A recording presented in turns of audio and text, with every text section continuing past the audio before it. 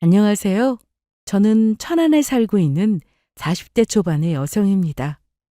올 한 해 저에게는 정말 많은 일이 있었습니다. 1년이 마치 10년처럼 느껴질 정도로요. 그중에는 저를 너무 아프고 힘들게 했던 일도 있었고, 저를 지긋지긋한 고통 속에서 해방시켜 준 일도 있었습니다. 가장 슬펐던 일은 바로 저희 엄마가 돌아가신 일이었죠. 생각지도 못했던 갑작스런 이별이었기에 아직까지도 그때만 생각하면 가슴이 미어질 것처럼 아프고는 합니다. 하지만 인생 만사 세웅지 마라는 말이 딱 맞더라고요. 모든 것이 다 제 인생에 닥쳐온 불행만은 아니었습니다. 엄마의 죽음을 계기로 저는 남편과 이혼을 할 수 있었거든요. 아마도 혼자 남아 힘들어할 딸 걱정에 엄마가 남기고 간 마지막 선물이 아닐까 합니다. 남편과의 이혼이 어째서 선물 같은 일이냐고 궁금해하실 분들도 계시겠죠? 거기에는 누가 들어도 어처구니가 없을 정도로 기가 막힌 속사정이 있었는데요. 지금 그 이야기를 해볼까 합니다. 남편과 진지한 연애를 시작했던 건 바로 9년 전 32살이 되던 해의 어느 여름날이었습니다. 남보다 못한 원수가 될 운명을 모른 채 말이죠. 사실 저희는 대학 동기로 오래 알고 지내던 사이였습니다. 그 사람을 처음 만났던 건 이제 막 고등학교를 졸업하고 대학에 들어왔던 풋풋한 새내기 때였죠. 말하자면 남편과의 악연은 거진 제가 살아온 인생의 반을 이어져 왔던 것이었습니다. 어쨌든 그때는 친한 동기 사이로 나름대로 사이좋게 잘 지내왔었고요. 친하게 지내긴 했지만 결코 이성적인 감정으로 생각해 본 적은 눈꼽만큼도 없었던 정말이지 동성 친구 같은 사이였는데요. 그랬던 우리가 어떻게 하다 연애까지 시작하게 됐는지에 대해서는 지금 생각해봐도 어이가 없을 정도이긴 합니다. 굳이 핑계를 찾자면 술이 웬수라는 말을 하고 싶네요. 다른 대학 동기의 결혼식에 참석하고 함께 집으로 돌아오던 길에 저희는 이상하게 울적한 마음을 달래려고 같이 소주를 한잔 했거든요. 신랑 진짜 잘생겼더라. 너도 봤지? 아, 지금 이 순간 세상에서 제일 부러운 게 이성경이다. 잘생기긴 했더라. 성경이 걔는 대학 다닐 때부터 남자 얼굴만 보더니 결혼도 귀엽고 얼굴 보고 하네. 다음 달에 지민이 결혼식도 있잖아. 며칠이었지? 맞아. 아마 13일이었던 것 같은데? 아주 주말마다 결혼식이네. 결혼이라고는 안 할 것 같던 애들도 이제 하나둘씩 다 자기 짝 찾아서 결혼하는데 우린 이게 뭐냐? 솔직히 어디 절벽이라도 가서 외치고 싶은 심정이었습니다. 내 남편은 도대체 어디에 있냐고요? 태어나긴 한 거냐고요? 날마다 날아드는 청첩장이 이제는 아주 사형 선고처럼 들리기까지 하고 있었습니다. 정말 저 빼고는 다 좋은 짝을 찾아서 자기 인생들을 잘 사는 것 같더라고요. 차라리 연애라도 하고 있었으면 불안하지는 않을 텐데. 저는 3년 전에 마지막 연애를 끝으로 연애운이 말라비틀어지기라도 한 것처럼 그 흔한 데이트 한번 못 해보고 있던 상태였습니다. 오늘 결혼하는 동기가 원래 부케를 받을 생각이 없느냐고 제게 먼저 물었었거든요. 하지만 저는 그걸 받아도 쓸데가 없었던 거죠. 이렇게 옷까지 잘 차려입고 화장도 완벽하게 했는데 만날 사람이 없어서 여기서 술이나 먹고 있다니 최악도 이런 최악이 없었습니다. 왜? 너 결혼하고 싶어? 결혼은 바라지도 않아, 이제. 연애라도 좀 했으면 좋겠다. 아, 나 이러다가 마흔 될 때까지도 결혼 못하는 거 아니야? 너 원래 옛날부터 32살 결혼하고 싶다고 하지 않았었나? 하여간 기억력만 좋아가지고 별걸 다 기억하고 있네. 그러자 남편이 숨 넘어갈 듯 웃더라고요. 당장 오늘 아무나 만나서 결혼 준비를 해도 올해 남은 4개월 안에 가려면 빠듯하겠다면서요. 그 소리를 하면서 웃는 게 어찌나 얄밉던지 저는 옆에 있던 가방으로 남편의 등짝을 퍽퍽 때렸죠. 열받아서 그 뒤로 소주를 한 병 반쯤 더 먹었던 기억이 납니다. 그리고 그게 이 모든 문제의 발단이었죠. 야, 지연아. 갑자기 징그럽게 이름을 부르고 난리야. 취했어? 술을 한 병 더 시켜야 하나 말아야 하나 고민하고 있는데 남편이 갑자기 진지하게 제 이름을 부르더라고요. 안 취했고 지극히 진지하게 하는 말이거든. 잘 들어. 돈데? 나랑 사귀자. 내년에는 결혼하고. 죽을래. 지금 장난칠 때야? 이게 장난 같아 보여? 너 이렇게 생각할까봐 내가 그동안 말을 못했어. 저는 마시던 술이 확 깨는 느낌이었습니다. 이게 또 무슨 장난인가 싶어서 때릴 준비를 하고 있는데 정말 웃음기 하나도 없는 진지한 얼굴로 남편이 그렇게 말을 하더라고요. 그 눈빛을 보고서야 진심이라는 걸 알게 됐죠. 맙소사, 쟤랑 나랑 연애라니. 이게 가당키나 한 일이냐고 생각했었는데 어떻게 하다 보니 그 연애라는 걸 하고 있더라고요. 그날은 술 기운 때문이었는지 아니면 날씨가 너무 좋아서 그랬는지 모르겠지만요. 어이없는 소리를 하는 얼굴도 계속 보다 보니까 그런대로 괜찮은 것 같기도 하고 생각해보니 그래도 얘만큼 나를 잘 이해해주는 사람이 없을 것 같기도 하고 그러다가 정신을 차려보니 이미 우리는 사귀고 있더라고요. 일단 만나는 사람도 없는데 한번 사귀어보고 마음에 안 들면 바로 헤어진다라는 생각으로 시작했던 연애는 의외로 나쁘지 않았습니다. 오히려 저의 지난 연애들과 비교해도 괜찮은 편에 속했죠. 옛날부터 서로의 성격을 이미 잘 알고 있는 데다가 워낙에 얽힌 친구들도 많아서 싸울 때도 더 조심하는 편이었고요. 아마 저희 둘 다 머릿속에서 비슷한 생각을 했던 것 같습니다. 이러다 헤어지면 친한 친구 잃는 건 둘째치고 다른 친구들까지 다 잃는다. 뭐 이런 생각 말이죠. 30 넘어서 시작한 절친 같은 연애는 편하고 좋더라고요. 이제는 더 이상 열병 같은 사랑의 두근거림이 내 기대보다도 훨씬 오래가지 않는다는 걸 알고 있는 나이였으니까요. 그렇게 친구처럼 편하게 만나고 다시는 안 볼 것처럼 투닥거리면서 싸우기도 하고 다음 날이면 아무렇지도 않게 또 붙어있는 연애를 하다 보니 어느덧 시간은 2년이나 훌쩍 지나 있더라고요. 그리고 저희는 드디어 연애의 마지막 종착지라는 결혼을 앞두고 있었습니다. 제가 결혼하겠다는 말을 꺼냈을 때 이 세상 누구보다도 기뻐했던 건 바로 저희 엄마였습니다. 15년 전 아빠가 사고로 돌아가신 이후로 엄마는 외동딸인 저를 혼자 뒷바라지하며 지극정성으로 키우셨어요. 남들과 비교해서도 뭐 하나 부족하거나 아쉽지 않게요. 제가 대학을 졸업하고 나서부터 엄마의 마지막 소원은 단 하나뿐이었습니다. 나중에 혹시나 엄마가 이 세상에 없더라도 든든하게 서로 의지가 되어줄 남편을 만나서 저처럼 예쁜 자식을 낳는 것이었죠. 그럴 때마다 저는 엄마에게 우리 엄마보다 나를 좋아해줄 남자는 아무리 찾아봐도 없는 것 같은데 이거 큰일이네 라며 장난을 치고는 했죠. 하지만 엄마가 어떤 마음으로 그런 말씀을 하셨는지는 누구보다 제가 더 잘 알고 있었습니다. 아빠가 살아계실 때 두 분은 너무나 사이가 좋았거든요. 엄마는 너무 짧은 시간이었지만 당시에 그 기억이 너무나 행복했었다며 지금도 그 추억 덕분에 살아가고 있을 거라고 늘 말씀하셨죠. 그래서 저에게도 그런 소중한 사람이 반드시 있었으면 좋겠다고요. 그러니 딸이 결혼할 남자를 데려왔을 때 얼마나 좋으셨겠어요?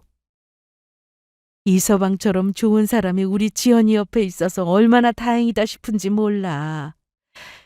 우리 지연이가 가끔씩 속이랑 다른 말을 할 때도 있는데 말만 차갑게 하는 거지 속은 정말로 따뜻한 애야.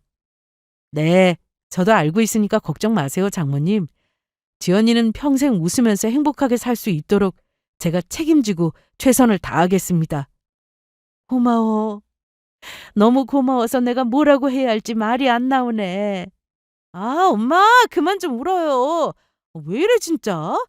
누가 보면 결혼하는 게 아니라 어디 잡혀가는 줄 알겠네. 첫인사를 드리는데 남편을 붙들고 어찌나 눈물을 흘리시던지. 저도 살면서 엄마가 그렇게 많이 우시는 모습은 처음 봤거든요. 엄마를 위해서라도 저는 정말로 행복하게 살아야겠다고 다시 한번 다짐했습니다. 저희의 결혼 생활은 특별한 일 없이 대체적으로 무탈하게 흘러갔습니다. 적어도 초반에는요. 연애는 2년 남짓밖에 하지 않았지만 이미 알 건 다 알고 시작한 사이였기 때문에 신혼부부들이 흔히 겪는다는 시행착오도 저희에게는 거의 없는 편이었어요. 물론 몇 가지 생활 패턴들은 맞춰나가야 했죠. 여보, 내가 밖에서 신었던 양말은 벗고 나면 무조건 빨래통에 집어넣으라고 했지? 아, 그거 나중에 다시 신을 거야. 언제 신을 건데? 어? 아마 저녁이나 내일 아침에? 편의점 나갈 때 다시 신을 거야. 뭐래 진짜. 아, 그럼 그때 다시 새 양말 꺼내 신어. 그리고 내가 물 다 마셨으면 빗물병 냉장고에 넣어놓지 말라고 했잖아. 물 조금 남아있어. 빈통 아니야. 이게 남은 거야? 남은 거냐고. 좋은 말로 할 때 설거지통에 넣어놔. 알았어. 그리고 바닥에 물을 흘려놨으면 닦아야 할 거 아니야. 선우이가 밟아서 미끄러지기라도 하면 어떡할 거야? 대충 이런 식이죠. 대부분의 잔소리는 제가 하는 편이고 남편은 듣는 입장이었지만요. 가끔씩은 죽어라 말해도 안 고치는 습관들이 있더라고요. 두 눈으로 직접 보고 있자면 속이 터질 때도 많았지만 그건 역시 결혼 생활에서 큰 문제는 아니었습니다. 둘이서 적당히 맞춰가고 그래도 이해가 안 되는 부분은 적당히 타협하면서 지냈죠. 그 사이에 저희에게는 예쁜 아이도 태어났습니다. 저희 눈에는 너무나 귀여운 아들 선웅이었죠. 남편과 제 얼굴을 딱 절반씩 섞은 외모에 똑같은 성격까지. 아이가 태어나고 나서는 내 가족이라는 애착이 조금 더 단단해졌습니다. 이 가정을 무조건 행복하게 잘 지켜내야겠다고 다시금 생각했고요. 하지만 결혼 생활이라는 건 언제나 저희 의지대로만 흘러가는 게 아니었습니다. 거기에는 수많은 변수와 시행착오가 존재했죠. 저희 부부의 경우에는 바로 시댁 식구들의 존재가 그랬습니다. 남편과의 사이에는 아무 문제가 없었지만 시댁 식구들 때문에 자꾸 갈등이 생기기 시작했거든요. 나는 얼굴이 다라고 생각했는데 또 꼭 그런 건 아니라는 생각이 새언니를 보면서 하잖아요? 그게 무슨 말이에요? 아, 솔직히 오빠가 얼굴을 좀 많이 따지는 편이어서 결혼할 때도 당연히 엄청 예쁜 사람 만날 줄 알았거든요? 왜요? 전 여친들은 다 예뻤나 봐요? 남편에게는 7살이 어린 시누이가 있었습니다. 결혼 후에 첫 명절이라고 모였는데 문득 저를 보며 저런 소리를 하더라고요. 본인 생각에는 저게 칭찬이랍시고 한 말이었다는 게 더 어이가 없었죠. 심지어 사실도 아니었어요. 남편이 만나왔던 지난 연애사들을 제가 거의 빠짐없이 아는 편인데 제가 이런 말을 눈앞에서 들을 정도로 예뻤던 전 여친? 단 한 명도 없었거든요. 아니, 실제로 있었다고 해도 제가 이런 말을 듣고 있는 이 자리가 비현실적으로 느껴질 정도로 어이가 없더라고요. 아니요, 뭐. 근데 새언니는 성격이 워낙 좋으니까 터들 나름의 장점이 있잖아요. 예쁜 애들은 또 얼굴값 어지간히 하는 법이니까. 그럼 너는 예쁘지도 않은데 왜 얼굴값 하고 있냐? 뭐래, 나 밖에 나가면 인기 엄청 많거든? 아이고, 어떤 눈먼 놈이 너 좋대. 시력검사 좀 다시 하고 오라 그래. 앞은 보이기나 하는 거냐고.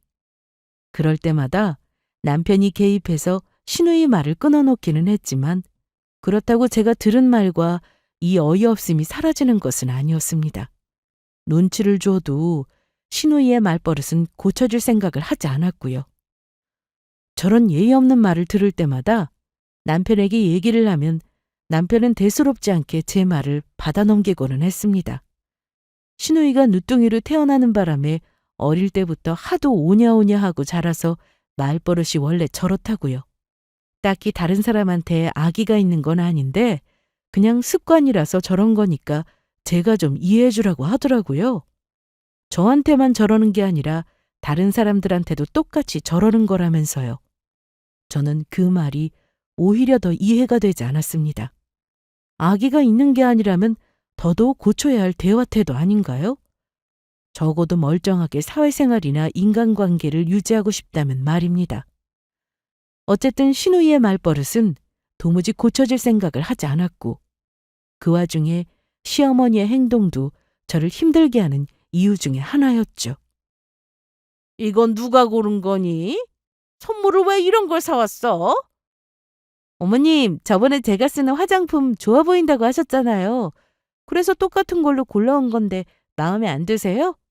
아유, 너는 다 좋은데 애가 왜 이렇게 센스가 없니? 네가 쓰는 브랜드 거기에 더 고급진 라인들 있잖아. 그걸로 사다 줘야지. 그래도 시엠이 선물인데 너랑 똑같은 거 쓰라고 가져오면 어떡해? 아, 그게 쓰고 싶으셨구나. 저는 딱 이 제품이 마음에 드시는 줄 알았죠. 진작 그거라고 말씀을 하시지 그러셨어요? 대충 개떡처럼 말해도 찰떡처럼 알아들었어야지. 아, 내가 하나부터 열까지 다 떠먹여 줘야 하는 거냐? 아이고, 답답해 정말. 시어머니는 매사 감정적이고 불평불만이 많은 분이셨어요. 제가 쓰는 걸 좋다고 하시길래 똑같은 걸로 준비해서 선물을 사다 드려도 더 상위 라인으로 사오지 않았다며 제 센스를 지적하는 분이셨죠. 제가 독심술사도 아니고 그럼 차라리 처음부터 그게 좋다고 말씀을 하시지. 항상 저렇게 애둘러서 말씀을 하시고는 정작 받고 나서는 매번 마음에 안 든다며 툴툴거리시기 일쑤였죠. 김 빠지는 건 둘째치고 이런 일이 하도 반복되다 보니 나중에는 뭘 갖다 드리기도 싫어질 정도였습니다. 결혼 전에는 저에게 이런 일이 닥칠 거라고는 전혀 짐작하지 못했습니다. 결혼 전에 배우자가 될 사람뿐만 아니라 그 집 식구들도 자세히 살펴야 한다는 건 저도 잘 알고 있었지만 결혼 전에 겨우 몇 차례 짧은 만남을 가진 걸로는 전혀 알 수가 없는 부분이더라고요. 그전에는 전혀 저런 행동을 하지도 않으셨고요. 철없고 버릇은 더 없는 시누이에 욕심도 많고 불만도 많은 시어머니까지 이런 시댁 식구들과의 만남은 시간이 지나면 지날수록 저에게 점점 더 스트레스로 다가왔습니다. 그 스트레스는 시댁에서 끝나지 않고 저희 집으로까지 이어졌죠. 둘이서는 아무런 문제도 없던 남편과도 시댁만 다녀오면 다투기 일쑤였으니까요. 어머님 진짜 너무하신 거 아니야? 도대체 어느 장단에 맞춰드려야 해? 늘 뭘 갖다 달라고 바라시면서 막상 갖다 드리면 좋다고 기분 좋게 받으신 적이 없어. 놓친애 성격이 원래 저러신 걸 어떻게 해. 당신이 그냥 이해 좀 해. 이해도 한두 번이지. 마음에 안 드시면 차라리 원하는 걸 똑바로 말씀을 하시던가. 직접 고르라고 상품권 드린다고 해도 싫다고 하시고 저번엔 당신 없을 땐 나더러 눈치도 없고 센스도 없다는 소리를 몇 번이나 하신 줄이나 알아? 그냥 한 귀로 듣고 한 귀로 넘겨. 뭘 그런 걸 또 일일이 신경 쓰고 있어. 하루 이틀도 아니고 그냥 어머니 말버릇 같은 거야 저건. 나한테도 그러시는데 뭘. 남편은 내 편이 아니라 남의 편이라서 남편이라더니 그 인간은 언제나 시어머니 편을 들기 바빴습니다. 결혼 7년 차, 이제 저는 그런 남편에게도 치밀어 오르는 분을 삭혀야만 했고요. 저는 위로를 받고 싶었지만 남편이 원하는 건 저의 일방적인 이해였습니다. 그 좁힐 수 없는 간극을 느낄 때마다 저는 매번 분노와 체념을 반복해야 했고요. 결혼하기 전에는 하늘이 두 쪽이 난다 해도 제 편을 들어줄 것만 같은 사람이었는데 이제는 생판 남보다도 더 못한 사이가 되어가고 있었죠. 그러던 와중에 저에게는 또 다른 하늘이 무너지는 사건이 생기고야 말았습니다.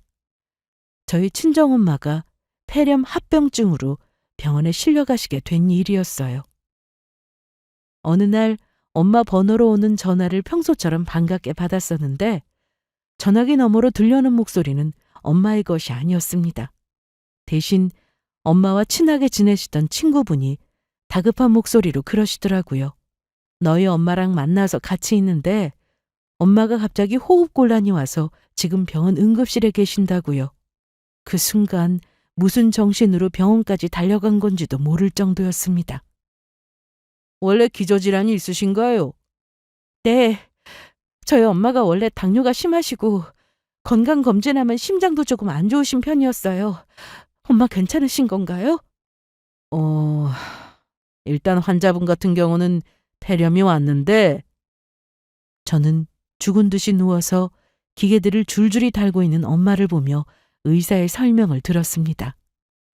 원래 기저질환이 있으신 데다가 폐렴 때문에 혈액의 산소 공급이 부족해지는 바람에 심장이 더 큰 부담을 주게 되어 심부전이 발생했다고요. 엄마는 응급실에서 응급처치를 끝낸 후에 바로 중환자실로 들어갔습니다. 일단은 지켜보자고 하시더라고요. 엄마, 어떡해. 진짜 나만 두고 이렇게 갈 거 아니지? 엄마, 눈 좀 떠봐. 하지만 저의 간절한 기도와는 다르게 엄마의 증상은 시간이 지나갈수록 더 악화되어 가기만 했습니다. 각종 폐렴 합병증에 시달리면서 폐 기능이 크게 떨어지고 호흡곤란과 심정지가 번갈아 발생했죠. 혼을 빼놓는 응급처치로 간신히 고비를 넘겨도 그 다음날 밤도 넘길 수 있다는 보장이 없는 위태로운 날들이 반복되었습니다. 그리고 결국 엄마는 약 한 달간 중환자실에서 사투를 벌인 끝에 돌아가시게 되었어요. 차라리 암처럼 투병 기간이라도 길었다면 마음의 준비라도 해볼 수 있었을 텐데 너무도 허망할 정도로 갑작스런 죽음이었기에 저는 도저히 이 현실을 받아들일 수가 없었습니다. 엄마가 돌아가셨다는 의사의 선고를 듣고 옆에서 울다가 실신까지 할 정도로요. 일어나 눈을 떠보니 저희 이모와 남편이 와 있더라고요. 아무 말도 나오지가 않았습니다. 눈물만 하염없이 흐르고 있었죠. 아이고, 지연아. 너라도 정신 차려야지. 이러면 안 돼. 그래, 여보. 일어나지 말고 일단 좀 누워있어. 장례 준비는 내가 하고 있을 테니까. 이러다 줄초상이라도 나게 생겼다며 제 걱정을 하고 있는 이모를 안고 저는 다시 한번 울음을 쏟아냈습니다. 남편은 그새 부고 소식을 돌려서 가까운 곳에 사는 친지들부터 장례식장을 방문하기 시작했기에 계속 누워있을 수만도 없었습니다. 저는 덜덜 떨리는 몸을 힘들게 추스르고 빈소로 향했습니다. 그런데 거기서 저는 기가 막힌 소리를 듣고 말았죠. 뭐? 진짜로 돌아가셨다고? 그렇다니까. 미치겠네. 결혼이 지금 코앞인데 도와줘도 모자랄 판에 진짜 왜 그러는 거야? 그 많은 날 두고 죄수없게 왜 하필이면 지금 돌아가신 거냐고. 빈소 뒤에 마련한 작은 방에서 남편은 신우이와 통화를 하고 있었습니다. 그런데 신우이 목소리가 어찌나 큰지 핸드폰 너머로까지 다 들릴 지경이더라고요. 평소에도 말할 때 톤이 높고 목소리가 엄청 큰 편이었거든요. 그런데 제 두 귀로 들려온 통화 내용은 제가 순간 숨을 멈출 정도로 기가 막힌 내용이었습니다. 아이, 몰라. 나도 지금 머리 아파. 어머니는 뭘 하셔? 옆에 계셔? 엄마도 옆에서 난리시지. 경사 앞두고 이게 무슨 일이냐고. 저는 그 순간 더 이상 참지 못하고 남편의 손에서 핸드폰을 뺏어들었습니다. 그리고 거기다 대고 소리를 지르기 시작했어요. 아가씨! 방금 뭐라고 했어요? 재수없게 왜 하필 지금 돌아가셨냐고요? 여보! 깜짝이야! 그게 지금 할 말이에요? 어떻게 엄마가 돌아가셨는데 그런 말을 할 수가 있어요, 대체? 갑자기 뒤에서 인기척도 없이 나타난 저의 모습에 놀란 건 남편뿐만이 아니었습니다.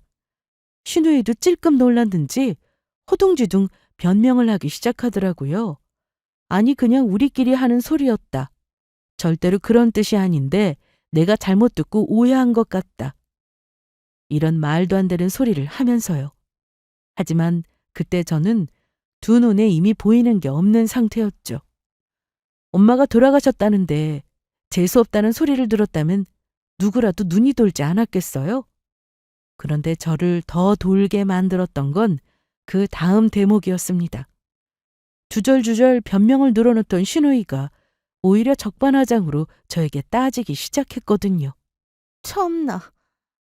새언니가 이렇게 계속 몰아붙이니까 나도 그냥 솔직하게 말할게요.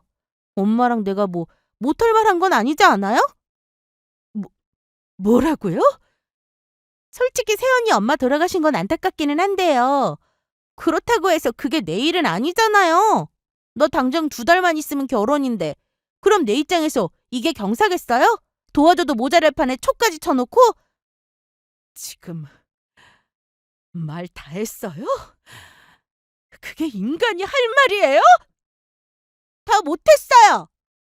나는 뭐 입이 없어서 참고 있는 줄 아나. 남의 결혼식에 재를 뿌려도 유분수지. 재수없으니까 끊어.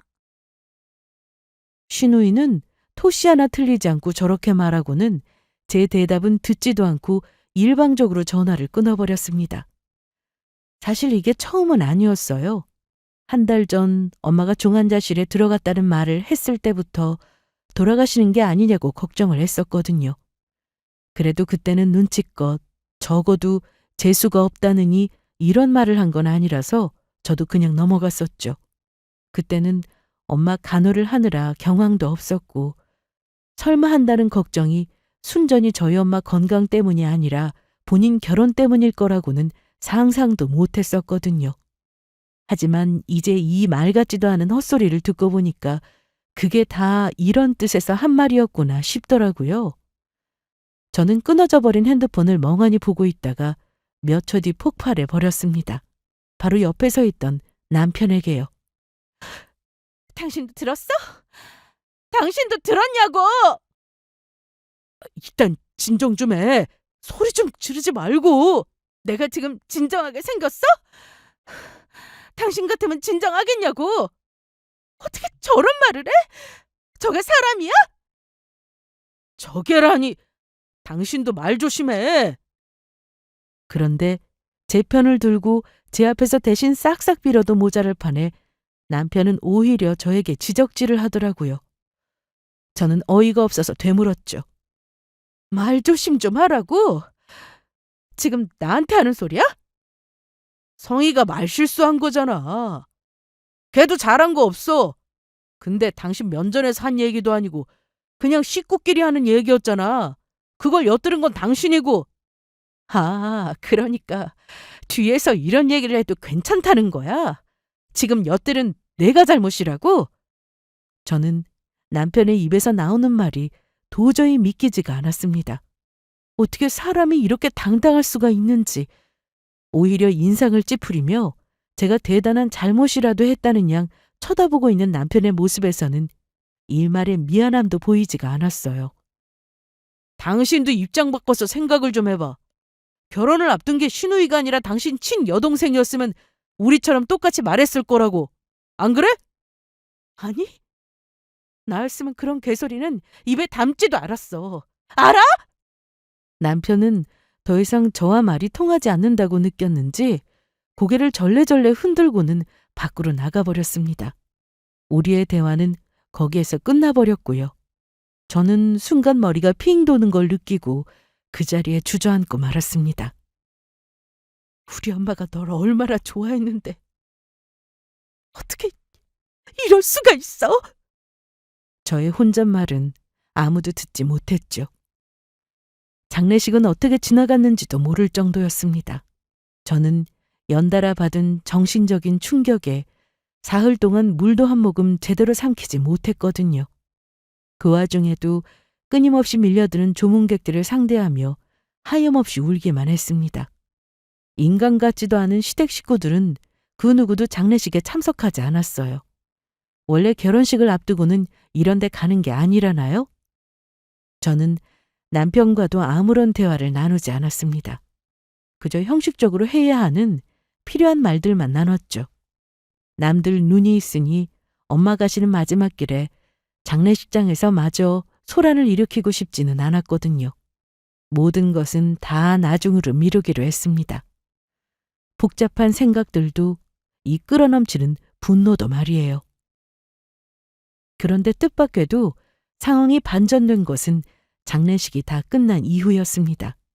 제가 엄마의 사망보험금으로 무려 5억씩이나 되는 거금을 받게 되었거든요. 저는 엄마가 보험을 그렇게나 많이 들어두었다는 사실도, 보상금이 그렇게 거금이었다는 사실도 그때가 되어서야 처음 알았습니다. 평소에 엄마의 재산이 얼마나 되는지 전혀 관심이 없었기 때문이었죠. 엄마의 유산을 이렇게 빨리 제가 받게 될 거라고도 생각하지 않았었고요. 엄마가 수혜자를 저로 지정하고 보험을 그렇게 많이 들어두신 건 다 당신이 돌아가신 후에 혼자 남게 될 저를 위해서였겠죠. 그 생각만 하면 너무 슬퍼서 가슴이 터질 것만 같았습니다. 하지만 엄마의 마지막 선물이 그 누군가에게는 또 다른 기회로 느껴졌던 모양이었어요. 저희 시댁이 갑자기 잔치 분위기가 되었거든요. 엄마의 보험금 소식을 듣게 된 그 순간부터였죠. 저는 그 일이 있은 후로 시댁과 전화 한 통화 하지 않았으니 이 이야기는 틀림없이 남편놈이 전달한 것일 테고요. 시댁 식구들이 집으로 찾아온 건 그로부터 만 하루도 지나지 않아서였습니다. 아가, 그동안 너무 고생 많았지? 한창 때 사돈이 그렇게 가실 줄 누가 알았겠니? 네가 얼마나 속상했을까? 새언니, 너무 힘들어하지 말아요. 어머니도 좋은 곳으로 가셨을 거예요. 어디서 들었는데 남은 사람이 너무 슬퍼하면 마음 편히 못 떠나신다고 하시더라고요. 시어머니와 시누이는 연락도 없이 집에 들이닥쳐서는 저에게 위로랍시고 저런 말들을 속사포처럼 쏟아냈습니다. 처음에는 이제 와서 마음에도 없는 위로를 하는 이유를 알지 못해서 이건 또 무슨 꿍꿍이인가 싶었죠. 저는 뭐라고 하나 더 드러나 보자 싶은 심정에 말없이 그들을 쳐다보고만 있었고요.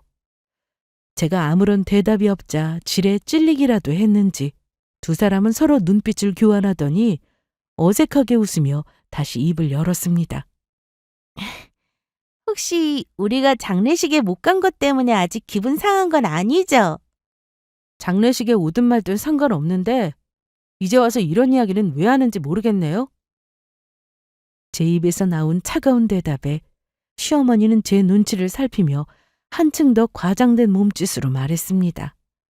에휴, 우리라고 왜 안 가고 싶었겠니?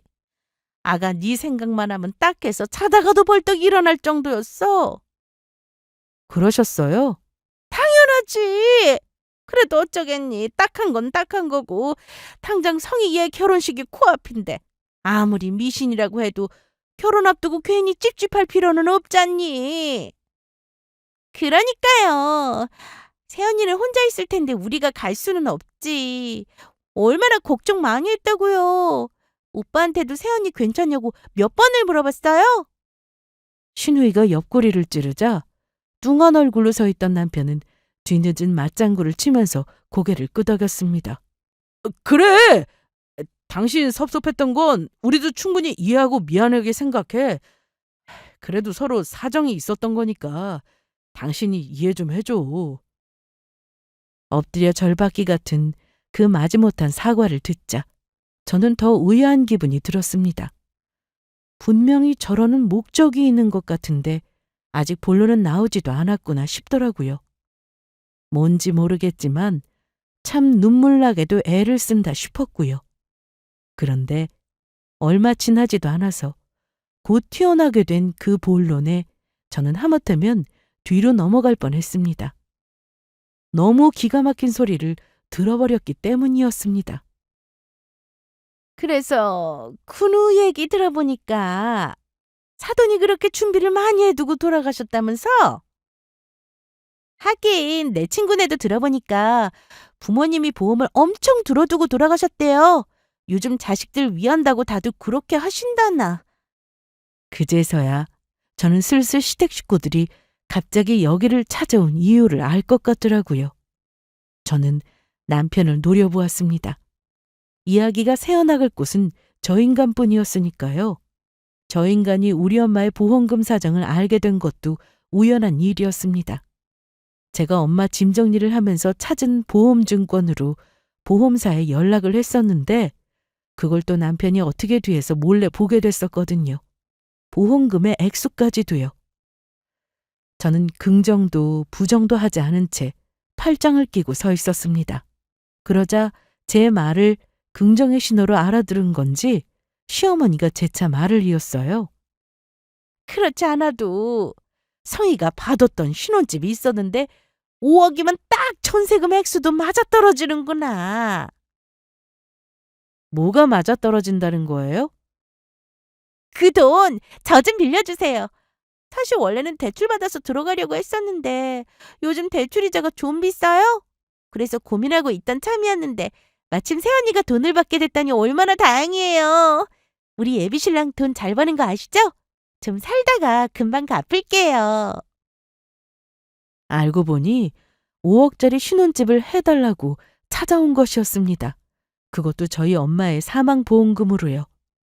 거기다 말이 빌려달라는 거지 뉘앙스를 들어보면 그냥 거저 달라는 말이었습니다. 내가 왜 그래야 되는데요? 이미 오빠랑 다 끝난 얘긴데 오빠 아직 새언니한테 말 안 했어? 어이가 없어서 되묻는 저의 말에 오히려 신우이는 당당한 얼굴로 남편에게 묻더라고요. 남편은 헛기침을 한 차례 하더니 대답했습니다. 지금 하려고 했어. 내가 예전부터 성희한테 약속했던 게 있었어. 나 대학 가고 어학연수 가고 좋은 거 혼자 다 할 때 성희는 아무것도 못했었거든. 그게 미안해서 성희 결혼할 때는 내가 신혼집 전세금 정도는 보태준다고 약속했었어. 그러니까 당신이 약속을 했든 말든 그거랑 이 돈이 무슨 상관이냐고. 아니, 성희가 남도 아니고 하나밖에 없는 신우인데 가족끼리 어려울 때 좀 도울 수도 있는 거 아니야? 그리고 장모님 돌아가셨다고 받은 돈인데 그 돈 쓰기도 그렇고 가지고 있는 것도 좀 그럴 거 아니야. 나도 당신 생각해서 하는 소리야. 그러니까 지금까지 들은 말을 종합해보자면 남의 돈으로 자기들끼리 생색은 다 내면서 이미 어떻게 쓸지까지 다 의논을 마친 상태였다는 것이었습니다. 그거 아세요? 사람이 너무 말이 안 되는 소리를 들으면 그냥 말문이 막혀버리는 거요. 너무 황당한 나머지 나중에는 그냥 웃기기까지 하더라고요. 저는 한참을 미친 사람처럼 웃다가 저를 당황해서 쳐다보는 세 사람을 향해 말했습니다. 미안해요. 하도 미친 소리를 들었더니 웃음이 나와서 참을 수가 없었네요. 미친 소리라고? 미친 소리가 아니면 개소리인가? 엄마 장례식 이후로 진짜 처음 웃어보는 것 같네. 당신 어머니한테 말버릇이 왜 그래? 너나 입 다물어 이건우! 또 말버릇이 어쩌고 운운하려는 남편에게 저는 일갈했습니다. 그리고 깜짝 놀라 멍하니 앞을 보고 있는 그 인간에게 말했죠. 우리 엄마 돈으로 뭘 하려는 생각은 꿈도 꾸지 말라고요. 그 뒤로 어떻게 됐냐고요? 저 새 인간은 마치 맡겨둔 돈이라도 찾아가려는 것처럼 매일같이 저를 괴롭히기 시작했습니다. 아주 빚독촉을 빚쟁이가 따로 없더라고요. 돈 달라며 시도 때도 없이 전화를 하고 문자를 보내고 심지어 제 직장까지도 찾아오고는 했죠. 살살 달래면서 저를 꼬셔보기도 했고 윽박지르면서 돈을 내놓으라고 난리를 치기도 했고요. 저는 그 모든 연락을 무시한 채 계속해서 일상을 보내고 있었습니다. 물론 준비하고 있는 일이 있었죠. 바로 이혼 소송이었고요. 저는 저 인간들이 난리를 치는 증거를 차곡차곡 모으고 있었거든요. 그리고 준비가 끝나는 대로 곧장 이혼소장을 날렸습니다. 참, 그 며칠 사이에는 커다란 사건도 하나 더 있었고요. 그건 바로 신우이가 파혼을 하게 된 사건이었는데요. 거기에는 저도 어느 정도 관련이 있었습니다.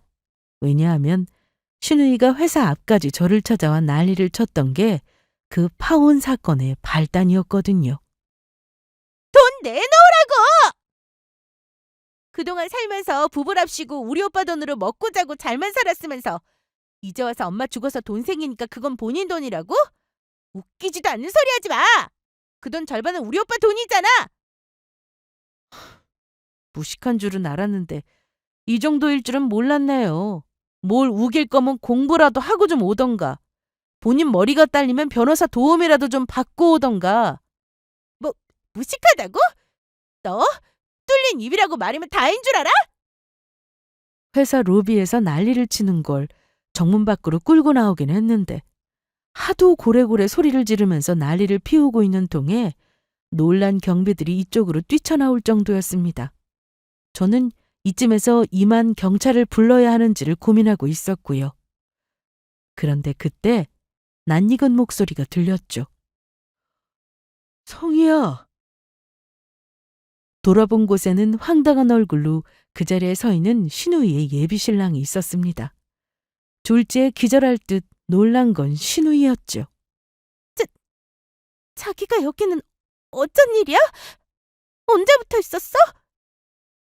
나 맞은편 건물에 미팅이 있어서 왔는데 지금 내가 들은 게 맞아? 제가 다니는 회사가 있는 곳은 비슷한 업종의 회사들이 줄지어 붙어 있는 곳이었습니다. 신우이의 예비신랑은 저와 같은 업계 사람이었고요. 그러니 이쪽으로 미팅을 하러 올 일도 많았는데 하필이면 그날 그 자리에서 그 난리통의 중심이 된 신우이를 목격하게 된 것이었습니다. 제가 다 탄식이 나올 정도더라고요. 그 경악에 찬 얼굴을 보고 있자니 말이에요. 오해가 있는 것 같은데, 아니야. 내가 설명할게, 자기야. 됐어. 나중에 얘기하자. 나 들어가 봐야 해. 신우이는 기겁을 하며 저만큼 멀어지는 예비신랑을 붙들기 위해 달려갔습니다. 그리고 나중에서야 알게 된 소식이었는데 그날로 두 사람은 파혼을 하게 되었다고 하더라고요. 우리 엄마의 사망보험금을 신혼집 자금으로 쓰게 내놓으라는 말을 다 들었는데 그 자리에서 당장 헤어지자고 말하지 않은 게 용할 지경이었죠. 신우이가 잘못했다며 울고불고 매달렸지만 돌아온 건 차가운 이별 통보였다고 합니다. 정이 다 떨어져서 더는 못 만나겠다고 했다더라고요. 아마 인과응보라는 게 이럴 때 쓰는 말이겠죠? 파혼한 뒤에 신우이는 이게 다 저 때문이라며 술에 만취한 채 찾아와 행패를 부리기는 했습니다. 하지만 그 뒤로는 잠잠하더라고요. 너무 큰 충격에 빠진 나머지 방문도 걸어 잠그고 집 밖을 아예 안 나오고 있다는 소식이 사실인지는 모르겠지만요. 그리고 저도 무사히 이혼 소송을 끝마쳤습니다. 재산분할과 양육비는 물론이고 위자료도 당연히 받아냈죠. 시댁 인간들이 번갈아 가면서 지속적으로 저에게 돈을 내놓으라며 폭언을 일삼고 찾아오고 했던 것들이 모두 참작이 되었거든요. 저는 선홍이와 함께 엄마가 남기고 간 집에서 둘만의 새로운 인생을 시작했습니다. 저는 7년간의 결혼 생활을 청산하고 이제는 시댁 식구들에게서도 그리고 원수 같은 남편에게서도 모두 해방된 셈이었죠. 이혼을 하자마자 제일 먼저 든 생각은 후련함이었어요. 바보처럼 참고 살아왔던 지난 세월이 어이가 없을 정도로요. 엄마가 마지막으로 떠나시면서 저에게 남겨준 제일 큰 선물이 다름 아닌 이것이었구나 싶었습니다. 바로 저의 자유였죠. 그 과정에서 얻게 된 보험금 5억 원은 그저 부수적인 선물에 불과했고요.